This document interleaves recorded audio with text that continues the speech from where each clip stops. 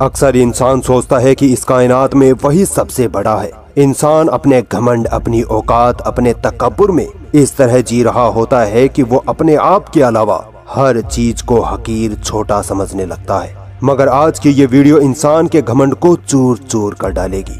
तो इस वीडियो में मैं आपको बताऊंगा कि भगवान अल्लाह वाकई में है या नहीं। आखिर हमारी ये कायनात कितनी बड़ी है, पूरे ब्रह्मांड में हमारी पृथ्वी की औकात क्या है।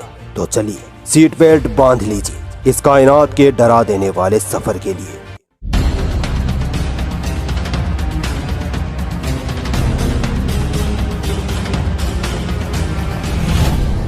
दोस्तों, ये कायनात बनी कैसे? सबसे पहले तो इसी रहस्य से पर्दा उठाते हैं। सन 1929 में एडविन हबल ने अपने टेलीस्कोप से ये ऑब्जर्व किया कि स्पेस की चीजें एक दूसरे से दूर जा रही हैं। इसके बाद सन 1931 में जॉर्ज लेमेत्रे ने एडविन हबल की खोज को सपोर्ट करते हुए ये बताया कि अगर स्पेस की चीजें एक दूसरे से दूर जा रही हैं, तो यकीनन एक वक्त ऐसा भी था जब ये सारी चीजें एक जगह इकट्ठी थी। जॉर्ज लेमेत्रे ने आगे बताया कि ये सब चीजें पहले एक बिंदु, एक एटम में कैद थी और फिर एक बड़ा धमाका हुआ जिसकी वजह से यूनिवर्स का निर्माण हुआ। इसी को आज हम बिग बैंग कहते हैं।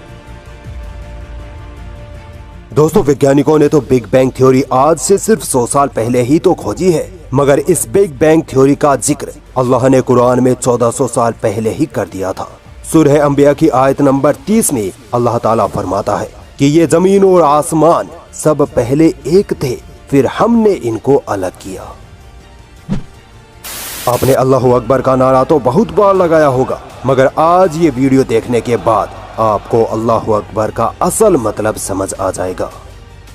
हम सोचते हैं कि हमारी प्यारी पृथ्वी बहुत बड़ी है, बट अगर सूरज से इस पृथ्वी की तुलना करें तो हमारा सूरज पृथ्वी से इतना बड़ा है कि अगर सूरज को अंदर से खाली करके उसको पृथ्वी से भरा जाए तो 13 लाख पृथ्वी एक सूरज में समा जाएंगी।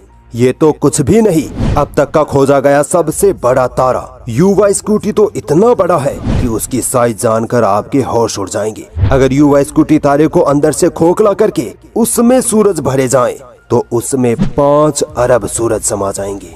अल्लाहु अकबर। एक सूरज में 13 लाख पृथ्वी, तो एक युवा स्कूटी तारे में 5 अरब सूरज। दोस्तों, जब ये सूरज और युवा स्कूटी तारे इतने बड़े हैं तो ये यूनिवर्स कितनी बड़ी है। आइए अल्लाह की इस कुदरत का पता लगाते हैं। दोस्तों, हम सोचते हैं कि चांद हमारे इतने करीब है जैसे अभी उछलकर चांद को हाथ लगा देंगे, मगर असल में चांद पृथ्वी से लगभग 3,84,000 किलोमीटर दूर है। इसी तरह मंगल ग्रह मार्स पृथ्वी से तकरीबन 5 करोड़ किलोमीटर दूर है। इस दूरी का अंदाजा आप इस बात से लगा लीजिए कि एक स्पेसक्राफ्ट जिसकी स्पीड 40,000 किलोमीटर पर आवर हो, उसे मार्स पर पहुंचने में भी 7 महीने लग जाएंगे। ये तो फिर भी कम है। हमारा सूरज पृथ्वी से तकरीबन 15 करोड़ किलोमीटर दूर है।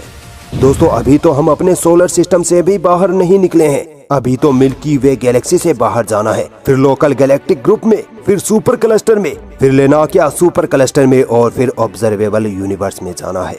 यकीन मानिए आपका दिमाग खराब हो जाएगा इतना सब कुछ जानकर, और फिर आप बेतहाशा कह उठेंगे अल्लाहु अकबर। दोस्तों, आगे का सफर शुरू करने से पहले मैं आपको लाइट ईयर्स के बारे में बता देता हूँ, वरना आगे की वीडियो आपको समझ नहीं आएगी। स्पेस या यूनिवर्स की चीजों को हम किलोमीटर में नहीं नाप सकते। इसके बजाय साइंटिस्ट लाइट ईयर मापन का यूज करते हैं। लाइट ईयर वो मापन होता है जिसमें लाइट यानी रोशनी एक साल में जितनी दूरी तय करती है उसे एक लाइट ईयर कहते हैं। लाइट ईयर की स्पीड का अंदाजा आप इस बात से लगा लीजिए कि लाइट यानी रोशनी एक सेकंड में 3 लाख किलोमीटर की दूरी तय कर लेती है। इससे भी सिंपल लफ्जों में समझाऊं तो लाइट यानी रोशनी एक सेकंड में पृथ्वी के 7 चक्कर लगा लेती है। आइए अब आगे का सफर शुरू करते हैं। दोस्तों, सूरज के अलावा जो तारा हमारी पृथ्वी के सबसे करीब है वो है प्रोक्सिमा सेंचुरी। क्या आप अंदाजा लगा सकते हैं ये तारा हमसे कितनी दूर है? 4.2 लाइट ईयर। अगर हम स्पीड ऑफ लाइट से भी इस तारे की तरफ निकले यानी एक सेकंड में 3 लाख किलोमीटर दूरी तय करें तो भी हमें इस तक पहुंचने में 4 साल लग जाएंगे। मगर दोस्तों, ये पॉसिबल ही नहीं है क्योंकि दुनिया में अभी तक स्पीड ऑफ लाइट जितनी तेज टेक्नोलॉजी बनी ही नहीं।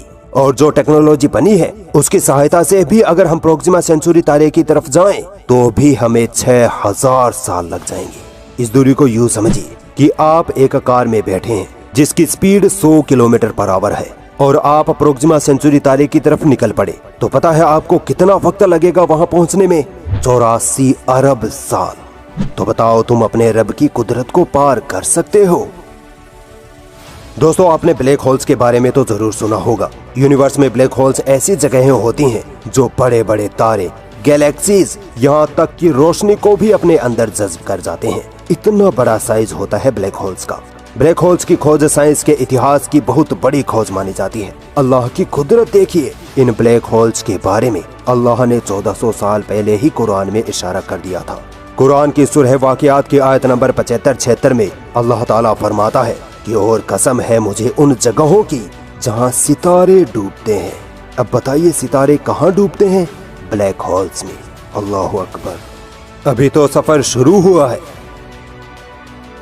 दोस्तों, हम जिस गैलेक्सी में रहते हैं उसे मिल्की वे गैलेक्सी कहते हैं। इसी गैलेक्सी में हमारा घर यानी पृथ्वी है। वैज्ञानिकों का कहना है कि मिल्की वे गैलेक्सी में 100 खरब तारे और 100 खरब प्लैनेट्स हैं।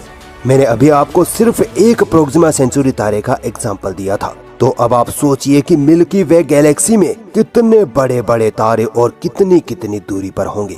अगर आप मिल्की वे गैलेक्सी के एक किनारे से दूसरे किनारे की ओर जाना चाहे तो बताइए कितना वक्त लगेगा?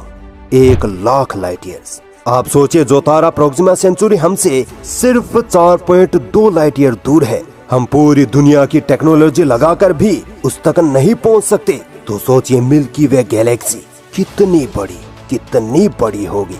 ये मेरे अल्लाह की कुदरत है, उसी ने ये कायनात बनाई है।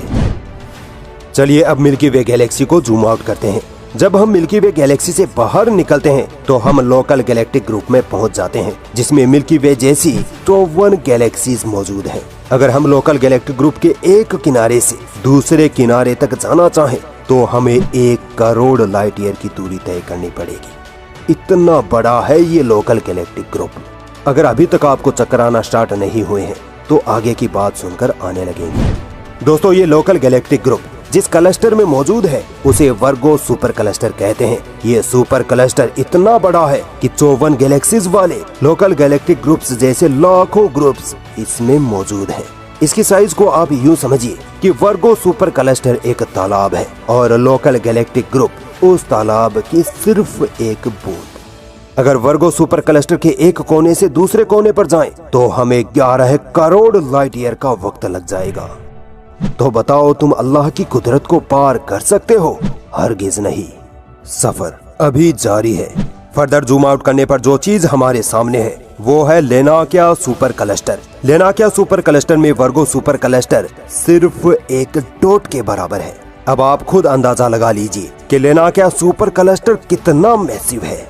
वैज्ञानिकों के मुताबिक इस सुपर क्लस्टर में 1,00,000 गैलेक्सीज मौजूद हैं। इन्हीं 1,00,000 गैलेक्सीज में हमारी मिल्की वे गैलेक्सी भी है, जिसके साइज के बारे में मैं आपको बता चुका हूँ। लेनाकिया सुपर क्लस्टर के एक सिरे से दूसरे सिरे पर पहुँचने में हमें 520 मिलियन यानी 52 करोड़ लाइट ईयर का वक्त लग जाएगा। ये टाइम और स्पीड अनइमेजिनेबल है।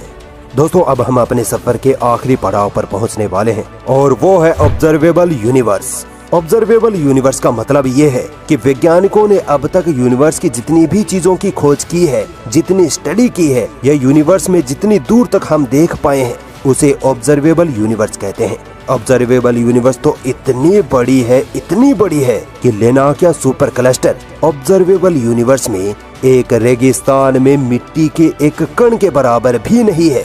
वैज्ञानिकों का मानना है कि ऑब्जर्वेबल यूनिवर्स में 2000 खरब गैलेक्सीज मौजूद हैं। अनबिलीवेबल।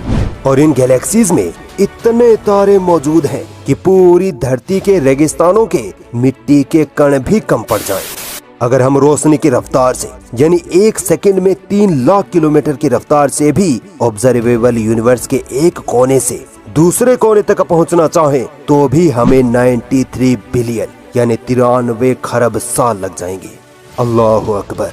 या अल्लाह, हम तेरी इस कुदरत के आगे सर झुकाते हैं। दोस्तों अब तक आप इस बात को समझ चुके होंगे कि इंसान इस यूनिवर्स को पार नहीं कर सकता। अब अगर मैं ये कहूँ कि अल्लाह ने ये चैलेंज 1400 साल पहले ही कर दिया था तो आपको कैसा लगेगा? अल्लाह ताला कुरान की सूरह रहमान की आयत नंबर 33 में फरमाता है कि यदि तुमसे हो सके तो इस धरती और आसमान की सीमाओं को पार करके दिखा दो, यकीनन तुम कभी नहीं कर सकते। ये है अल्लाह अकबर का असली मतलब, ये है मेरे रब की शान। दोस्तों मेरा ये वीडियो बनाने का मकसद आपको अल्लाह की कुदरत और कुरान करीम की अजमत बताने का था कि किस तरह कुरान की आयतें साइंस से मेल खाती हैं। कुरान एक सच्ची और परफेक्ट किताब है, मगर अफसोस मुसलमानों को ना कुरान पढ़नी आती है ना समझनी।